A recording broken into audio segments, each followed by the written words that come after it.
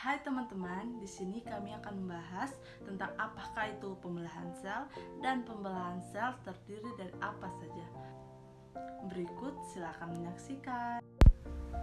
Pembelahan sel adalah suatu proses yang membagi satu sel induk menjadi dua atau lebih sel. Berikut macam-macam pembelahan sel. Yang pertama ada mitosis. Amitosis itu adalah pembelahan spontan yang terjadi pada makhluk-makhluk atau organisme yang uniseluler. Yang berikut ada mitosis yang terjadi pada sel-sel tubuh kita yang bertujuan untuk meregenerasi sel tubuh.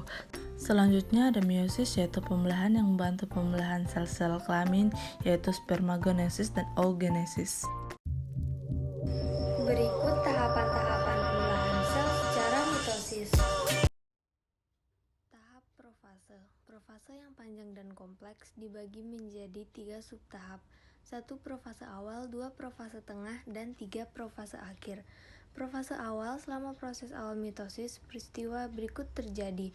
Bentuk sel menjadi hampir bulat dan sitoplasma menjadi kental. 2 sentriol terletak dekat dengan nukleus dan di sekitarnya berkumpul memancarkan mikrotubulus dengan polimerisasi dimer-tubulin. Ketiga mikrotubulus panjang berkumpul di satu sisi nukleus untuk membentuk mitosis poros.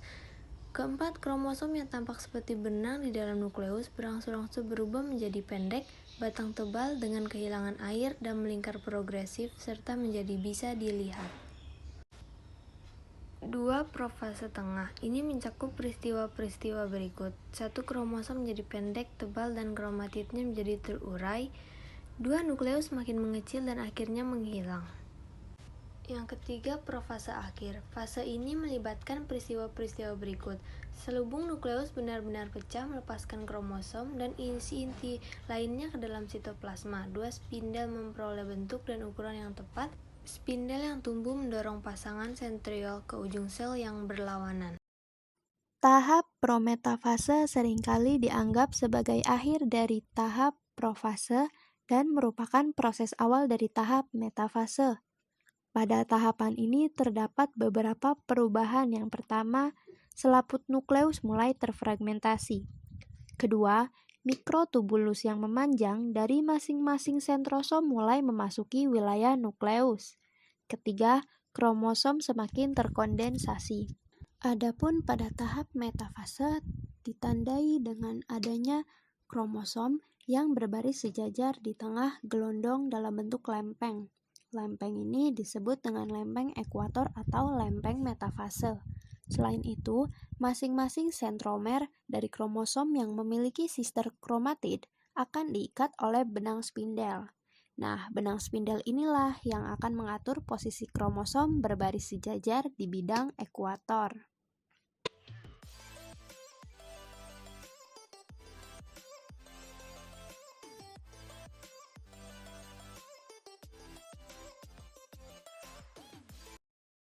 Anafase adalah tahap mitosis dinamis di mana kromatid terpisah lebih jauh dan berimigrasi sepanjang gelondong ke kutub gelondong yang berlawanan. Dalam jamur berfilamen, anafase terjadi dalam selaput nukleus yang kurang lebih utuh. Anafase merupakan tahap dalam mitosis dan meiosis di mana kromosom mulai bergerak ke ujung yang berlawanan atau kutub dari sel pembagi. Nah, yang terakhir kita masuk dalam kesimpulan anafase.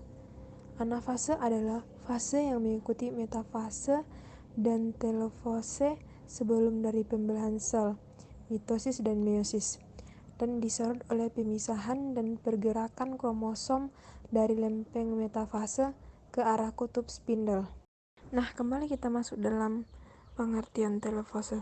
Apa yang dimaksud dengan telofase?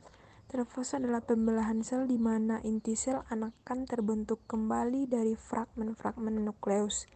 Bentuk selnya memanjang akibat peran mikrotubulus non-kinetokor. Benang-benang kromatin mulai longgar. Lalu kita masuk dalam ciri-ciri telofase. Ciri-ciri yang pada telofase ini yakni benang gelondong mulai hilang, terbentuknya selaput inti dan nukleus. Struktur kromosom beristirahat, sekat sel terbentuk kembali dan sel membelah menjadi 2 sel anak. terjadi pembelahan sitoplasma atau sitokinesis.